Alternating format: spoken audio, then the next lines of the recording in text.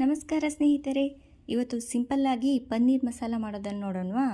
ಒಂದು ಬಾಣಲಿಗೆ ಸ್ವಲ್ಪ ಎಣ್ಣೆಯನ್ನು ಹಾಕಿ ಅದಕ್ಕೆ ಲವಂಗ, ಮೆಣಸು, 2 ಏಲಕ್ಕಿ, ಸ್ವಲ್ಪ ಅಲ್ಲ, ಒಂದು ಸ್ವಲ್ಪ ಸಣ್ಣದಾಗಿ ಕಟ್ ಮಾಡಿ ಇಟ್ಕೊಂಡಿರುವಂಥ ಈರುಳ್ಳಿ ಮತ್ತು ಟೊಮೆಟೊನ ಹಾಕಿ ಚೆನ್ನಾಗಿ ಫ್ರೈ ಮಾಡಬೇಕು.